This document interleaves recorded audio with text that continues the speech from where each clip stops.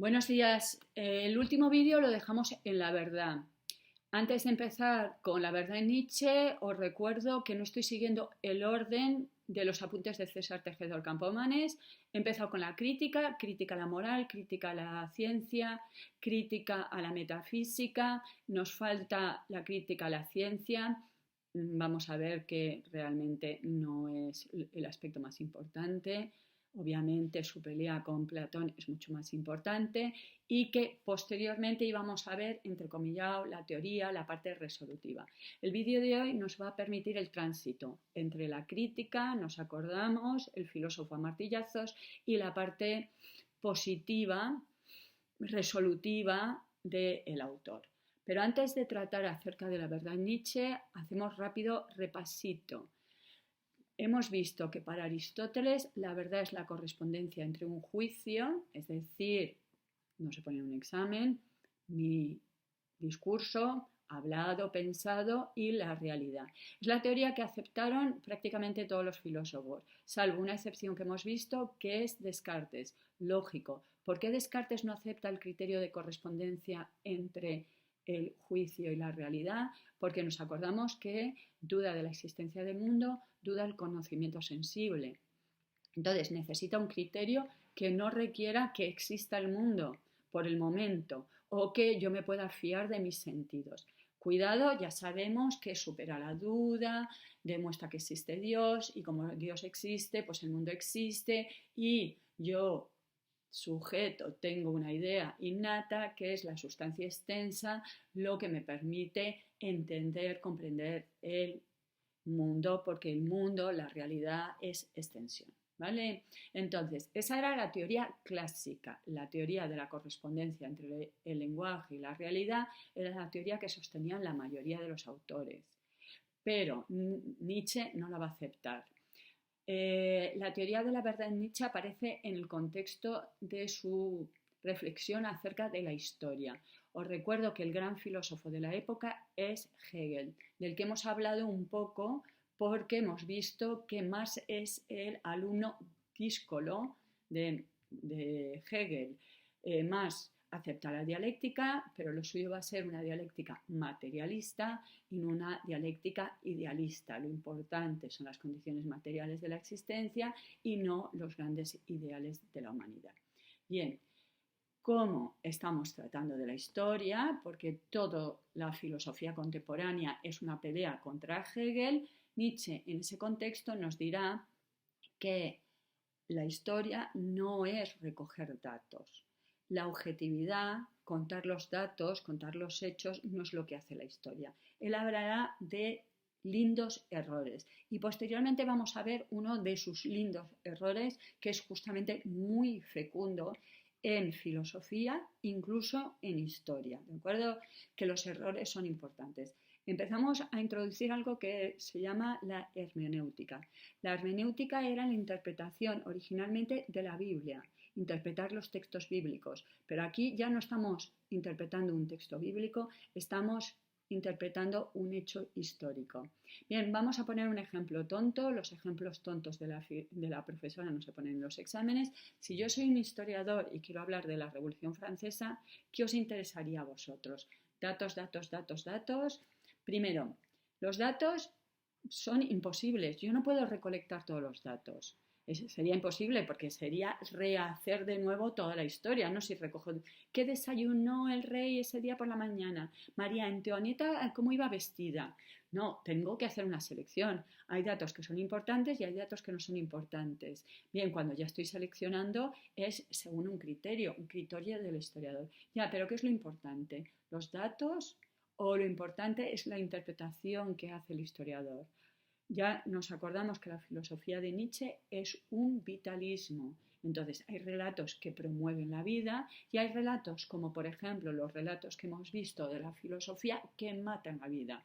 Por lo tanto, esos lindos errores son preferibles a simplemente reflejar lo acontecido. La teoría del conocimiento de Nietzsche es el perspectivismo. Como indica el nombre, perspectivismo quiere decir multitud de perspectivas. Esta teoría ya la había introducido Leibniz. Leibniz consideraba que cada individuo, cada mónada, como lo llamaba Leibniz, tenía una perspectiva. Ejemplo tonto, si yo llego a la ciudad de Madrid, uno puede llegar desde el tren, desde Atocha, otro puede llegar desde Barajas, en avión, y otro puede llegar en su coche por la carretera de la Complutense. No implica que tenga un error. Madrid es esas tres perspectivas, ¿de acuerdo? Obviamente, para Leibniz esto era que Dios tiene todas las perspectivas y cada uno de nosotros tiene una particular. No me refiero a eso porque eso no es. Lo que estamos diciendo es que se abre la posibilidad de interpretación. Lo interesante de un autor cuando escribe acerca de la historia no son los datos, sino la interpretación que da. A ver, durante siglos la filosofía había luchado contra el relativismo de Protágoras. Nos acordamos, Sócrates y Platón les parecía nefasto y ahora en cambio estamos abriendo las posibilidades. Un mismo hecho, la Revolución Francesa, puede tener millones de interpretaciones, ¿de acuerdo? Hemos visto cómo el mundo verdadero se ha convertido en una fábula cuando estuvimos leyendo ese fragmento del Crepúsculo de los ídolos. La filosofía para Nietzsche sería un soñar sabiendo que se sueña. Por lo tanto, no hay una interpretación más verdadera que otra. Hay interpretaciones que valen para la vida y otras que no. Os recuerdo que la filosofía era un falseamiento, era una generalización. Entonces, no podemos decir que Kant es más verdadero que Aristóteles. Si todo es mentira, no hay más mentiras que otros, porque todo es una mentira. Bien, vamos con la crítica a la ciencia que hace Nietzsche. Bien, hemos visto que para Nietzsche los conceptos matan, no expresan la vida es múltiple, es irracional, es cambiante. Un concepto justamente es lo contrario, es eterno, inmutable, universal. Entonces, la misma crítica que se puede hacer a la filosofía se puede hacer a la ciencia. Los conceptos filosóficos no expresan la vida, pero tampoco los conceptos físicos. Ya hemos visto que filosofía y ciencia durante siglos han sido lo mismo. Mientras los filósofos hablaban de idea, de sustancia, de sujeto, los científicos hablaban de tiempo y espacio, pero por ejemplo Kant también lo trata. La ciencia matematiza, cuantifica, eso es falsear la vida según Nietzsche. Nietzsche en este punto se está peleando contra el positivismo de Comte. El positivismo es una corriente muy mediocre que hay en la época de Nietzsche, que son los románticos de la ciencia. Es una reacción frente al romanticismo. Son los que tienen una fe absoluta en la ciencia. Comte, padre de la sociología, pretende que se cree una nueva ciencia que trate de la sociedad, que permite reformar la sociedad. Pretende reducirlo todo a ciencia, evitar la filosofía, el arte, la poesía, justamente en contra de la revolución. Frente a los revolucionarios, Comte y sus seguidores serán reformistas. Entonces, Nietzsche se opone a esa idea de que la ciencia es la panacea, la solución a todos los problemas. Pero hay otra segunda crítica. La ciencia ha cambiado. En la antigüedad, lo vimos por ejemplo en Aristóteles, la ciencia era contemplativa, que ya hemos dicho que no significa no hago nada, significa teórica. Los científicos hacían teorías acerca de la naturaleza. Por ejemplo, pensar en la cosmología de Aristóteles, ¿no? La Tierra está en el centro, los planetas y las estrellas giran en órbitas perfectas, compuestas de éter. Son teorías, pero a partir de la modernidad, por ejemplo, a partir de Bacon, se empieza a promover que la ciencia tiene que unirse a la técnica, que durante siglos estaban separados, para transformar la naturaleza. Esa transformación de la naturaleza hace que la ciencia sea práctica. Y la ciencia ya está sirviendo al Estado. Para Nietzsche el Estado es el peor monstruo de todos, por lo tanto la ciencia está colaborando en el poder del Estado, ¿de acuerdo? El Estado se mantuvo durante siglos en la Iglesia, pensar en la época medieval, y a partir de la modernidad la ciencia va a servir a este monstruo que es el Estado. Bien, vamos a hablar del nihilismo. Primero aclaremos el término. Nihilismo viene de nihil. A ver, el término nihil ya lo vimos, es un término latino que quiere decir nada. Lo vimos cuando tratamos de San Agustín de Hipona, mis dislexias. Cuando vimos a San Agustín, porque vimos que la creación para el cristianismo es ex nihilo, que es una forma muy fina de decir a partir de la nada. Bien, el nihilismo significa la negación de principios religiosos, políticos, sociales, ¿de acuerdo? La falta de valores. El nihilismo se dio en el siglo XIX en Rusia.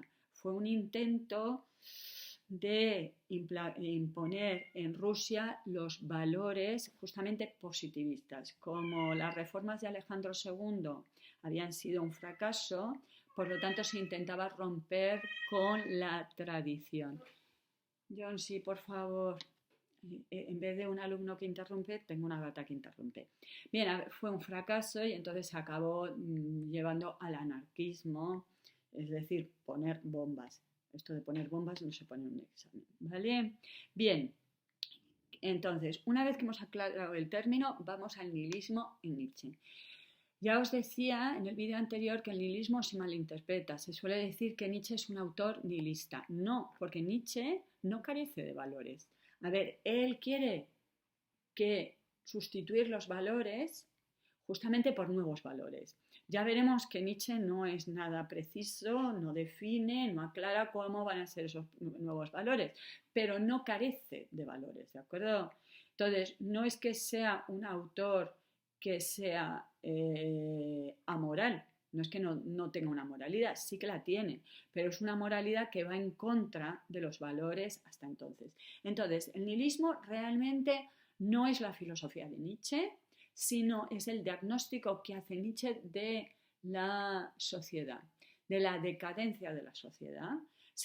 Para Nietzsche, el momento en el que él vive es un momento nihilista que llevamos siglos. Entonces, ese nihilismo ha llevado a la decadencia de Occidente, a la falta de valores. ¿Por qué? ¿Por qué falta de valores? ¿Qué quiere decir? ¿Que en su época no había valores? Tenemos que verlo desde la perspectiva de Nietzsche, que es la vida. Los valores de su sociedad, de su época, van en contra de la vida. Por eso la sociedad es nihilista. Lo que él pretende es superar. Lo veremos, lo pretenderá superar con metáforas como el superhombre, como la voluntad de poder. Cuidado, son metáforas. Y además, según Nietzsche, hay un nihilismo pasivo y un nihilismo activo. Nihilismo pasivo, pues caigo en la desesperación más absoluta porque estamos en una sociedad enfermiza. Otro nihilismo posible, activo, ¿vale? Estamos en decadencia y de este derrumbe de la sociedad occidental pueden surgir. Por lo tanto, podemos hablar, como dice Nietzsche, de un crepúsculo y una aurora. Dentro de ese nihilismo vamos a ver justamente la famosa frase de Nietzsche, Dios ha muerto, por favor, con H, que queda horrible, sin H, ¿de acuerdo? Nietzsche dice que Dios ha muerto. ¿Y qué significa esto de que Dios ha muerto? Vale, Dios ha muerto significa que la sociedad occidental, que ha creído durante siglos en Dios, ha dejado de creer, ¿de acuerdo? Entonces, es un diagnóstico. Hemos dejado de creer en Dios. Obviamente, Nietzsche es ateo, igual que Marx. Y Nietzsche, obviamente, no cree que Dios haya nacido y muerto, obviamente. Es la sociedad occidental. Y cuidado con una cosa, Dios no es exclusivamente el Dios de los cristianos, el Señor con barbas que veo en la iglesia, ¿de acuerdo? Dios es una forma de pensar que han tenido los occidentales. Os recuerdo que Nietzsche con quien se está pegando es con Platón, más que con los cristianos. Entonces, es la muerte de Dios, la muerte de la metafísica. ¿Y por qué la muerte de la metafísica? Porque durante siglos hemos pensado que había una verdad, una única, podía ser la de la Biblia o podía ser la de Platón, pero esa fe absoluta en la verdad única, en vez de aceptar la multiplicidad de interpretaciones. Por eso, como veremos, Nietzsche pretende volver a Grecia, a esa época del politeísmo, Cuando había una pluralidad de dioses, había multitud de interpretaciones. Nietzsche dirá, porque ya sabemos que no es un autor sistemático, que los dioses griegos, politeísmo, se murieron de risa al escuchar que había un único Dios, ¿de acuerdo? Entonces es la forma de decir que había una multiplicidad de interpretaciones que hemos limitado a una interpretación, un libro, una verdad, un único Dios, ¿de acuerdo? Entonces, lo que Nietzsche está diciendo no es que ahora de repente yo soy ateo, todos nos hemos hecho ateos, sino que carecemos de esa fe, esa confianza en que encontraremos una única verdad. Vamos con dos metáforas, la metáfora de lo apolíneo y lo dionisiaco. Por una petición, por favor. Igual que Dios ha muerto con H, Dioniso, no Dionisios, ¿vale? A ver, hay un nombre en España que es el bar el camarero del bar de enfrente, ¿vale? Entonces no confundamos. Estamos hablando del dios griego, Dioniso, y del dios griego, Apolo. A ver, he dicho que son metáforas, ¿vale? Primero son dioses. Y segundo, Nietzsche hemos visto, le encantan los lindos errores. Entonces, primero os digo la interpretación de Nietzsche, luego os comento cuál sería, y esto es muy gracioso, la realidad. Vamos a ver, no nos creemos en Apolo y creemos en Dioniso, ¿verdad? Vale, pero luego os comento un poquillo, ¿de acuerdo? Vale. Estos son dos metáforas. ¿Y qué representa Apolo y qué representa Dioniso? Apolo es el dios de los conceptos, las categorías, las totalidades. Apolo era el dios de la profecía. Entonces era el dios que estaba en Delfos y los griegos, como por ejemplo el pobre Edipo, llegaban a Delfos y les auguraba esos futuros tan nefastos como vas a casarte con tu madre y matar a tu padre, ¿de acuerdo? En cambio, Dioniso es el dios del vino, la embriaguez, la vegetación, que representa para Nietzsche lo múltiple, lo cambiante, la transformación, ¿de acuerdo? Era el dios que representaba el teatro. Yo os recuerdo que el teatro para los griegos era algo religioso. No voy al teatro porque no sé qué hacer esta tarde, sino que el teatro era una forma de mostrar la ciudad, justamente una forma religiosa de mostrar que estaban venerando a este dios, Dioniso, ¿de acuerdo? Entonces, según Nietzsche, estos dos dioses son lo que ha permitido la tragedia. A ver, en parte Nietzsche tiene razón y además aparece en la poética de Aristóteles. En el fondo, la tragedia es una evolución a partir de los rituales que se hacía Dionisio. Primero estaba el coro, es decir, muchas personas, y luego se va a introducir justamente el héroe, que puede ser en una tragedia, pues por ejemplo, Edipo, o puede ser Agamenón, o puede ser, por ejemplo, Antígona, ¿de acuerdo? Entonces, en la tragedia griega estaba el coro y luego estaba un héroe que respondía a ese coro. Se va introduciendo. Vale. Para Nietzsche, justamente la tragedia es la forma que los griegos podían superar justamente el dolor, el desgarro. La existencia es sufrimiento. La vida hemos visto que es irracional. Entonces, en vez de suponer como Schopenhauer, vamos a huir de este mundo, vamos a negar, una negación budista, ¿no?, de misticismo, salirnos de la realidad, el griego era capaz de entrar y aceptar lo trágico que tiene la vida. Vale, os decía que os voy a contar un poquito acerca, porque este lindo error ha dado pie a mucho. Entonces tenemos gente como Détienne, que trata acerca de Dioniso, o Festugier, que habla de la tragedia, o Bernard, que habla de los mitos griegos, aquí otro, o por ejemplo Paul Veyne, que es un historiador, hablando si los griegos se creían o no se creían sus mitos, ¿de acuerdo? Entonces, esta interpretación que hace Nietzsche de la tragedia va a ser muy fecunda. ¿Por qué muy fecunda? Primero, nos cambia nuestra concepción de los griegos. Los griegos hasta Nietzsche era la Grecia clásica, era Platón, Aristóteles, Sócrates, la democracia, Pericles. Vale, vamos a introducir un elemento irracional, que son los cultos dionisíacos. Y esto va a ser muy fecundo, va a haber todos estos señores que os muestro pensando en todos esos movimientos que no eran los oficiales de la ciudad, sino que eran como cosas que no estaban oficialmente en la ciudad.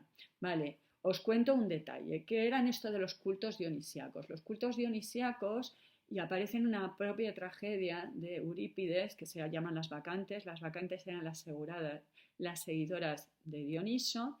Eran unas fiestas que se hacían donde las mujeres se volvían, entre comillas, locas. Se les permitía hacer cosas que no se les permitía en momentos normales. Podemos decir que era una válvula de escape en una sociedad que reprimía muchísimo a las mujeres. Por lo tanto, son cultos para las mujeres, pero también para los otros, ¿no? El extranjero, el esclavo y demás. Se cuenta, ¿vale? No nos lo creamos, que las mujeres se iban a la montaña y ahí entraban en una locura, se unían al Dios y se unían con la naturaleza. Esto de unirse con la naturaleza puede ser muy bonito, ¿no? Me uno a la naturaleza, pero se cuenta que en esos raptos las mujeres ya no se distinguían, pierden la individualidad, ya no saben quiénes son y entonces llegaban a devorar a sus propios hijos vivos, ¿de acuerdo? Entonces la locura dionisíaca es bastante peligrosa, ¿de acuerdo? Justamente en la tragedia de Eurípides se cuenta que como un rey se niega a rendirle homenaje al dios, el dios vuelve locas a las mujeres, incluso a la madre del rey, que al final le acaba cortando la cabeza y acaba saltando por toda la ciudad con la cabeza del rey, mostrándoselo a toda la ciudad. ¿De acuerdo? Entonces, ya digo que esto nos ha dado pie a meditar bastante. Pero no solo lo de Dionisíaco Apolinio es muy sugerente para repensar Grecia, sino hay que pensar que repensar Grecia es pensarnos nosotros. Nosotros somos herederos de los griegos, por eso filosofía se estudia en los institutos, consideramos que lo que hace que un europeo sea un europeo es justamente porque descendemos de Platón y Aristóteles. Bien, si los griegos no eran tan racionales, entonces a lo mejor nosotros como imagen de los griegos somos diferentes. Nos acordamos de la decadencia que está diciendo Nietzsche, ¿de acuerdo? Entonces, la reflexión acerca de la tragedia no es una reflexión solo acerca de un fenómeno que se dio en la antigüedad, en el siglo V a.C., sino también una propia reflexión. Y cuidado, ya hemos visto que no solo es una reflexión acerca de la filosofía, sino también acerca de la ciencia, porque los científicos siguieron a Platón.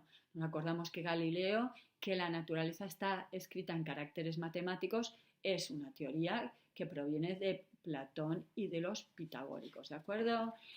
Entonces, Platón no solo está analizando a los griegos, nos está analizando a nosotros y otra cuestión muy interesante, está mostrando cómo se da la creación artística. Para que se dé la creación artística necesitamos, por un lado, el lado oscuro, lo dionisíaco, la locura, pero por el otro lado, lo apolíneo. Cuidado porque la propia locura, si fuéramos verdaderamente dionisíacos, yo os he puesto el ejemplo de estas mujeres que se suponía a saber lo que hacían, no sabríamos ni siquiera que somos nosotros mismos. Yo llegaría a casa y no sabría si mi casa es mi casa, mi madre es mi madre y la sopa es la sopa, porque no hay individualidad, no hay concepto.